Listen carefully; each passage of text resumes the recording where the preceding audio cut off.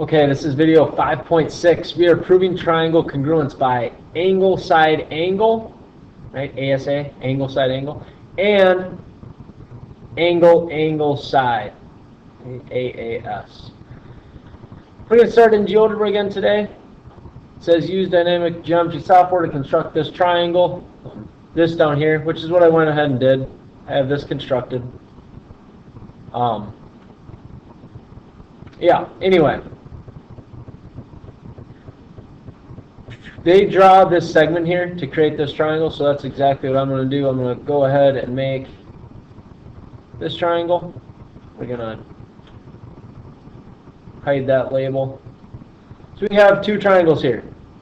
We want to compare triangle ABC, so ABC and ABD. Okay, so we want to compare two different triangles. We want to compare the bigger triangle, AB, or in this case CAB, and triangle CAD. We want to compare those two triangles. So triangle CAB and triangle CAD. Okay, what does it ask in our notes? It says those two triangles have two congruent sides and a non-included congruent angle. Remember, non-included means that if we have two congruent sides, okay, our angle would not be in the middle, right? Not be in the middle of those two sides. That's what non-included means. It means it's not between our two congruent side lengths. Okay? We have to name them. So which two congruent sides do the blue and red triangles have? Well, they both have this side in common, right? So that side is congruent in both triangles. We know that CA is congruent to CA. All right. AB is equal to 2. We also know that this angle right here, or this side, AD is 2, right? It's a radius. It's on the radius of the circle. So we know that AD is congruent to AB. And maybe I should switch those around. I should say AB is congruent to AD. AB is congruent to AD. Okay, we have our two side lengths. Now there's an angle that is not included in the side lengths. Which angle do both these triangles have in common? I'm going to erase this a little bit, clean it up. Remember, I have CAD, and I have CAB. Which angle do both those have in common? They both have that angle right there, angle C. So, angle C is congruent to angle C. So we found out those three congruent things. We answered C. Part D says, are they congruent? Are those triangles congruent? And explain your reasoning. Okay, well, what do we know about congruent triangles? They have to have the same size, same shape. Everything about those triangles has to be the same. Let's look at this triangle here, CAD. Let's find something out of the ordinary of that triangle. Something that sticks out to me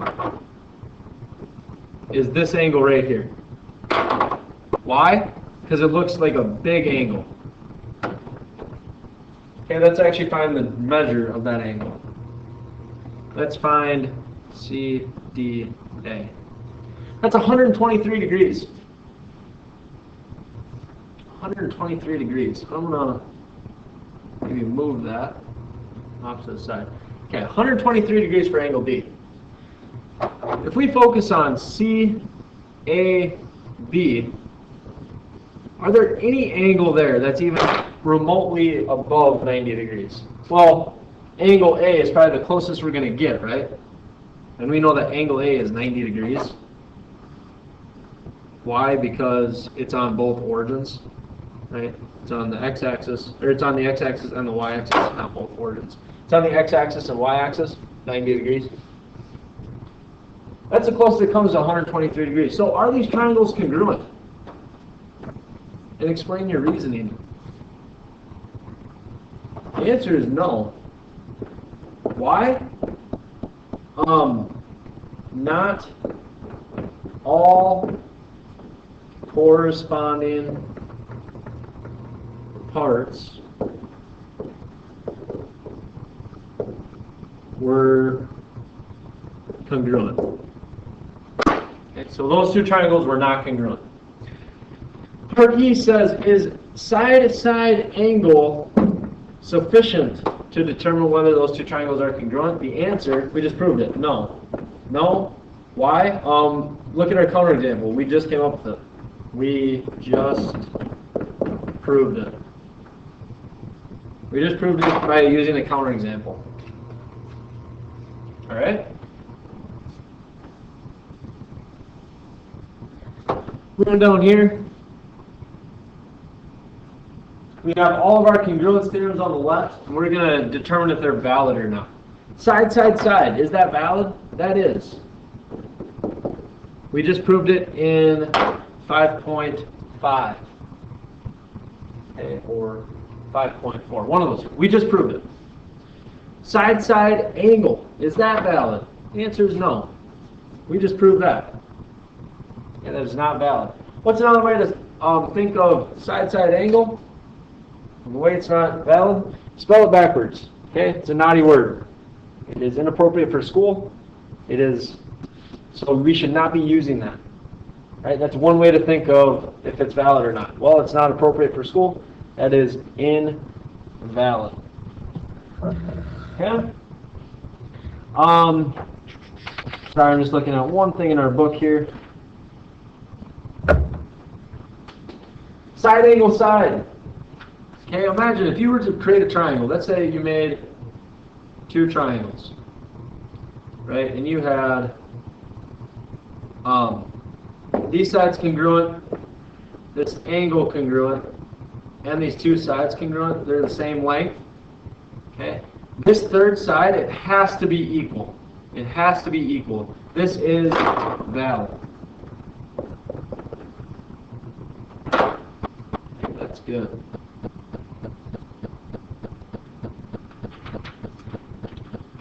Alright.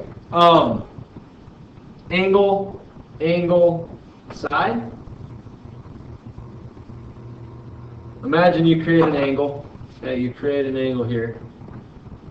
Create an angle here.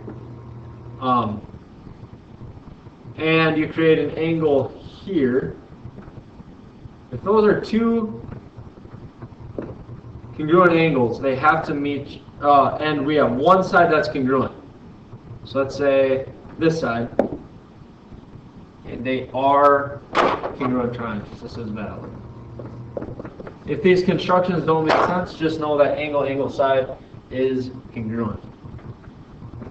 If you made a perfect triangle, or a triangle that said had an angle, a side, and an angle, so we create an angle that's congruent, an angle that's congruent, and this bottom is a equivalent side, and this angle is congruent to this angle. They have to be congruent triangles. It has to be valid.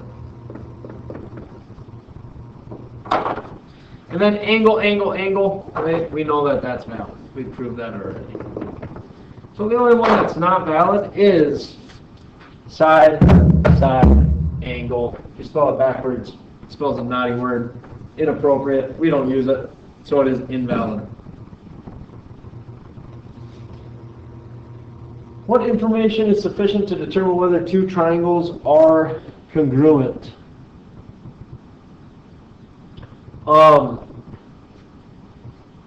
all corresponding parts have to be congruent. Okay, I'm not going to go into that. That's maybe a good question for you to think about. Number 4, is it possible to show that two triangles are congruent using more than one congruence theorem? If so, give an example. Yes, all those congruence theorems are, we can use every single one of them. Here's an example. We have a triangle, right, and this is a right angle. And these sides are congruent, these sides are congruent, right? What do we know about this third side? It's congruent. There's side, side, side. What else could we use? We could use hypotenuse leg. What else could we use? We could use side angle side. We could use, I think that might be it. But yeah, there's multiple ways to prove these, and multiple theorems that you can use. In your own words, write the meaning of each vocabulary terms. I'm not going to write these. You guys should know what congruent figures are. Okay, same size, same shape. Rigid motion, it holds true to side length, so in transformation, it holds side lengths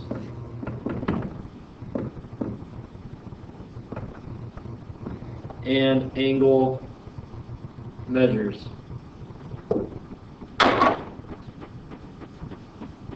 All right.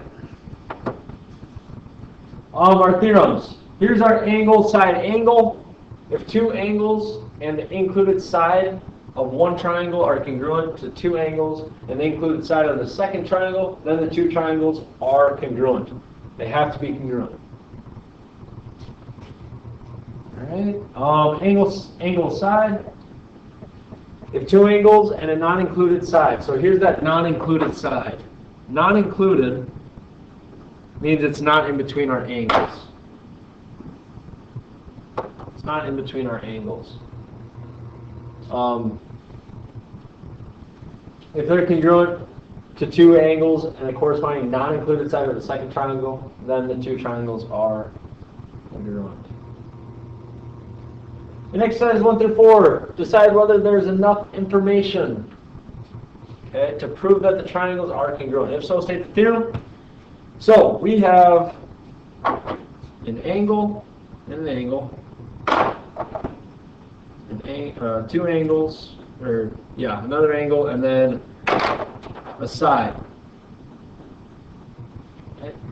Are these triangles congruent? And it's yes. Why? Because of angle, angle, side. One thing you really just have to make sure is right is the way they ordered GHK and JKH. And they ordered it correctly. Those are congruent triangles.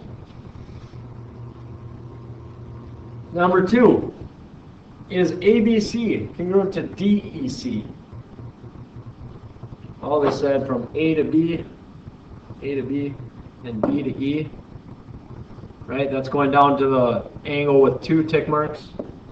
So we're good there. We're good on order.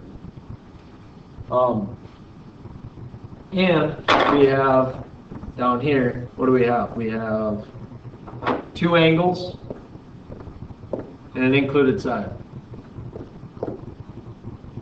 Okay, that would be called angle, side, angle. So yes.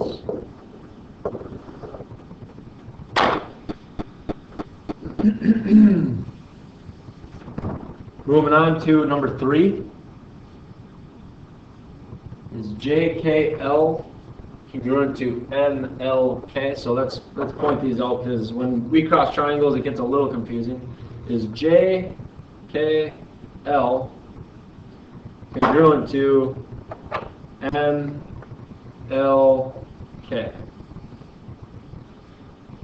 Let's see, what do we have? We have an angle,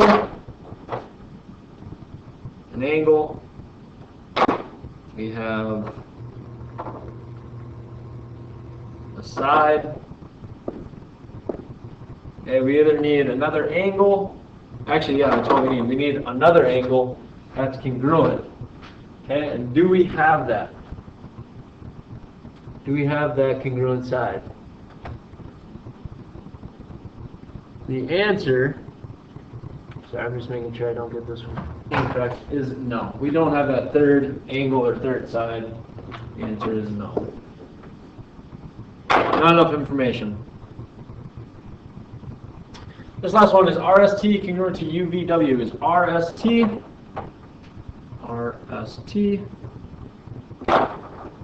congruent to UVW?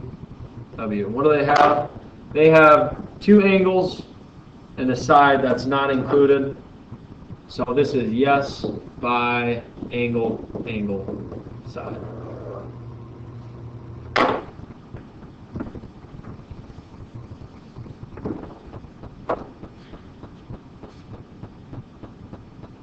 Okay, number in 5 and 6. Decide whether you can use the given information to prove triangle LMN is congruent to triangle PQR and explain the reasoning.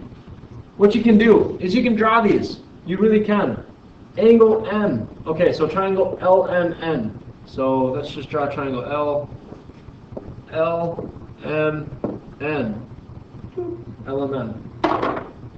And triangle PQR.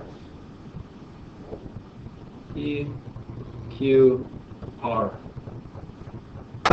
It says angle M is congruent to angle Q. Angle M is congruent to angle Q. Angle N is congruent to angle R. Okay, so far so good. And NL is congruent to RP.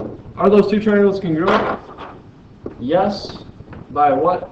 Angle, side. We have an angle, and a side.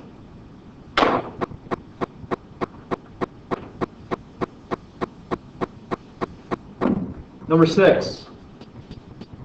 We have angle L is congruent to angle R. Okay, let's draw these triangles again. We have L, M, N. Triangle P, Q, R. What do they have now? They have angle L is congruent to angle R. Angle M is congruent to angle Q. And LM is congruent to PQ. LM is congruent to PQ. Are those congruent?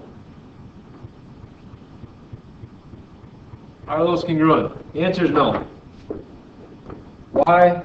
Well, in LMN, we have an angle, side, angle. And in PQR, we have angle, side. So no, answer is not true.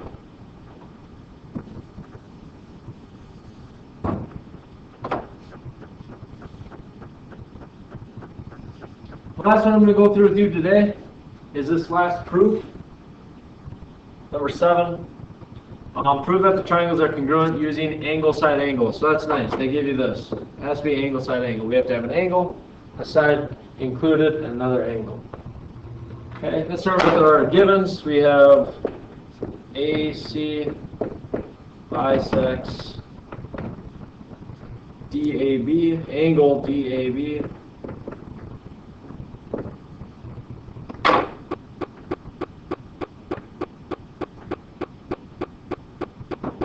And angle DCB. That's given. Okay, so what do we need? We need an angle, a side, and an angle. Let's work with that given information. AC bisects DAB. DAB. That means this angle is congruent to this angle. So angle BAC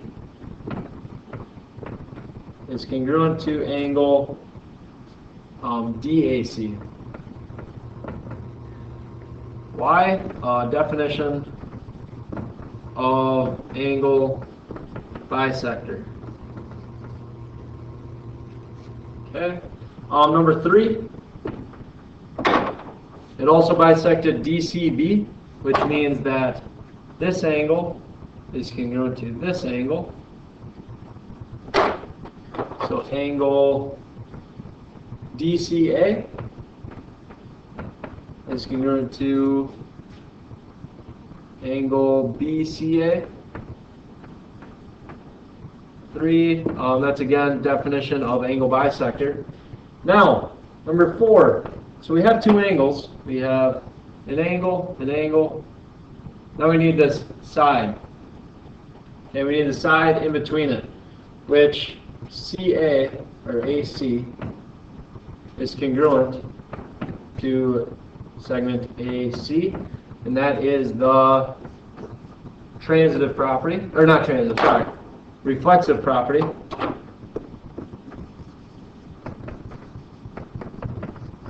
If you want to say reflexive property of segment congruence, you can. I'm just going to say reflexive. And then number 5 is our proof. So triangle ABC